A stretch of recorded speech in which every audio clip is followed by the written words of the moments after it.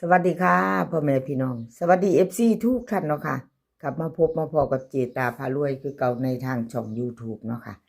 คลิปนี้เจตาก็จะวางแนวทางของเราพัฒนาค่ะจะวางเป็นของวันที่4เนาะค่ะวันที่4เป็นวันพุธค่ะเห็นอยู่นี่จะเป็นประวัติของอปอยเป็ดค่ะ FC อปอยเป็ดเป็นจังไดเนาะไผโศกไผหมานไผใดน้ำเพิ่นดีใจน้ำเนาะค่ะอปอยเป็ด085 3ตัวบน70ล่างเข้าไปตรงๆเนาะพี่น้องตรงๆเต็ม70ของอปอยเป็ดเข้าเต็ม2งวดค่ะเจตาให้เบิ่งประวัติของ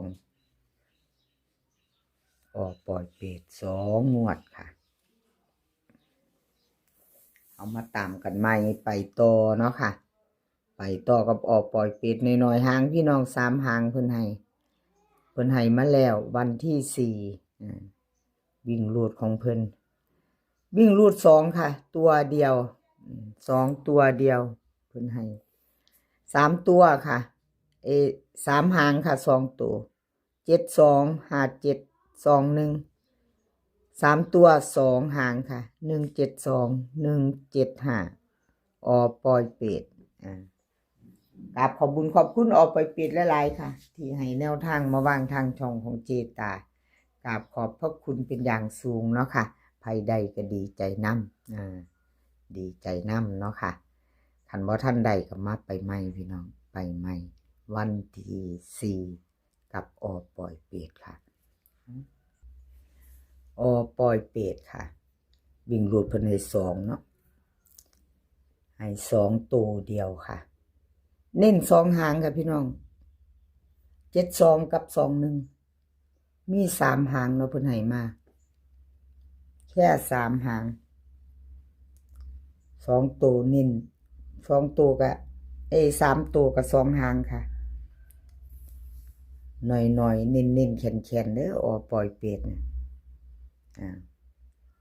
แคปหน้าจอไว้ค่ะแคปหน้าจอใครจะไปต่อกับปล่อยเป็ดวันที่4เนาะ FC เพิ่นหลายเด้อค่ะรุ่นลามปล่อยเป็ด FC แคปหน้าจอไว้ค่ะรุ่นต่อไปใหม่ปล่อยเป็ดแนวทางเพิ่นก็เดินอยู่เด้อค่ะเดินถือว่าเดินดีอยู่ปล่อยเป็ดวินงวดนุ่มเขาทั้งบนทั้งล่างกับมาแล้วเนาะพี่น้องไม่มีอะไรแน่นอนเนาะค่ะสำหรับแนวทางอะไรก็เกิดขึ้นได้เนาะวันนี้แน่นอนค่ะแคปหน้าจอไว้เราไปรุ่นกันต่อค่ะวันพุธ20:30น.เลขทุกตัวเอามาวางเพื่อเป็นแนวทางค่ะโปรดใช้วิจารณญาณในการรับชมเป็นอย่างสูง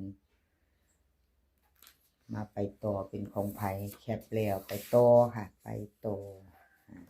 3เซียนดังค่ะคลิปนี้ปอยเป็ดเลขล็อกอุดรเผ็ดค่ะมี3เซียนดังจะตามของไผ่พิจารณาของไผ่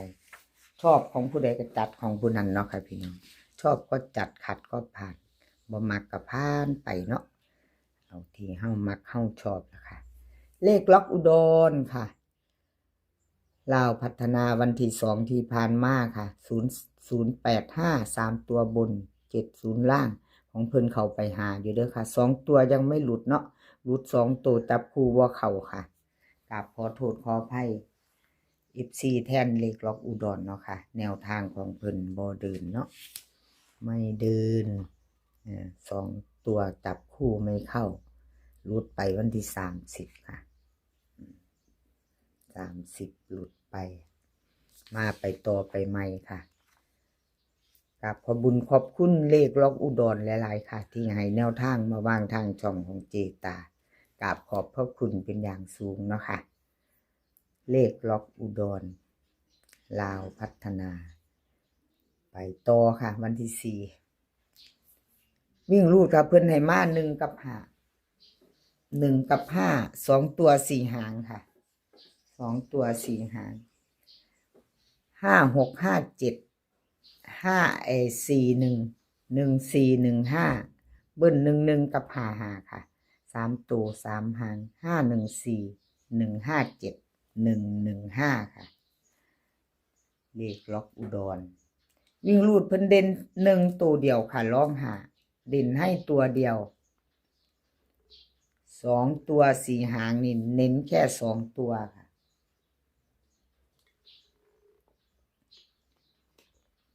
เน้น2ตัว4หางเน้น56กับ14ค่ะ56กับ14 3ตัวเน้นหางเดียว514ใครชอบกระจัดคัดกระพานครับพี่น้อง FC เลขล็อกอุดรใครจะตามเพิ่นโตเนาะพิจารณาเอาค่ะพิจารณาแล้วเขาชอบแนวทางของเพิ่น FC ผู้เพิ่นตามกันในดวงใจก็มีเนาะเลขรุดไปก็กราบขอโทษขออภัยค่ะขออภัยแทนเพิ่นกราบขอบุญขอบคุณเลขล็อกอุดรที่ให้แนวทางมาว่างทางจ่องของเจตาเนาะค่ะให้ด้วยดีเสมอมาค่ะกราบขอบพระคุณเป็นอย่างสูงมาไปต่อค่ะไปต่อเป็นของใครไปต่อเป็นของใครแคปหน้าจอค่ะพี่น้องเจตาเอาบ้างไว้ให้ไว้สีดุนๆอยู่นั่นๆจักหน่อยเนาะบางเทื่อเพิ่นอาจจะบางคนก็มีจะเขียนเอาเนาะพี่น้องบางคนเพิ่นจะเขียนเอาบางคนเพิ่นก็แคปเอาเนาะเพิ่นอาจจะบ่ทันไปต่อค่ะมาต่อกับอเพชรค่ะมาต่อกับอเพชรเพชรลาวพัฒนาวันที่2ที่ผ่านมาค่ะ085 3ตัวบน70ล่างเพชรหลุดไปค่ะครับขอโทษขออภัย FC ของเพชรเนาะหลุดแล้ว2งวดเด้อค่ะพี่น้องเพชรหลุด2งวดติดหลุดแล้วก็หลุดเลยหลุดแล้วหลุดเลยครับขอโทษขออภัย FC แทนเพชรเนาะค่ะแนวทางของเพิ่นบ่เข้าบ่เดินหลุดวิ่งรูด2ตัว3ตัวเนาะค่ะแนวทางใหม่ให้มาแล้วค่ะเจตาเป็นกำลังใจให้คือเก่าค่ะเป็นกำลังใจให้กันและกันเหมือนเดิมเนาะบ่ว่าจะเข้าจะหลุดเนาะค่ะเป็นกำลังใจให้กันและกันคือเก่ามาไปต่อกับเพชรค่ะต่อวันที่4เนาะพี่น้องวันที่4เป็นวันพุธค่ะมาไปเบิ่งแนวทางใหม่ของเพชรกันรุ่นใหม่ค่ะไปต่อวิ่งรูดของเพชรเพิ่นให้1กับ8ค่ะ1กับ8ลองทอกันบ่มีเด่นเลยพี่น้อง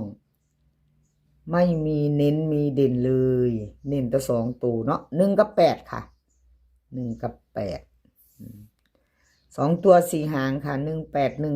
84 85เบิ้ล11กับ88เบิ้ล11กับ88 3ตัว2หางค่ะ184 518เน้น2หางค่ะ3ตัวงามอยู่เด้เนาะพี่น้อง184เนาะ184แล้วก็518ชอบกระจัดค่ะคัดกับพานไผมักกับแคปหน้าจอบ่มักกับผ่านไปเนาะพี่น้องไม่ชอบก็ผ่านไปค่ะกราบขอบบุญขอบคุณเพชรหลายๆค่ะที่ให้แนวทางมาว่างทางช่องเนาะแล้วก็ FC ค่ะบ่ว่าจะเป็น FC เก่า FC ใหม่ที่เพิ่นเข้ามาติดตามเจตาตลอดเนาะค่ะเข้ามาคอมเมนต์มากดไลค์กดแชร์ให้เป็นกำลังใจในช่องน้อยๆของเจตากราบขอบพระคุณเป็นอย่างสูงค่ะคลิปนี้ก็ขอให้พี่น้องโชคดีกับลาวพัฒนาในวันที่4เนาะค่ะให้โชคดีกันทุกคนขอให้มีความสุขสุขภาพร่างกายแข็งแรงค่ะสุขภาพย่อมมาก่อนเสมอเดินทางไปไสก็ขอให้ปลอดภัยค่ะ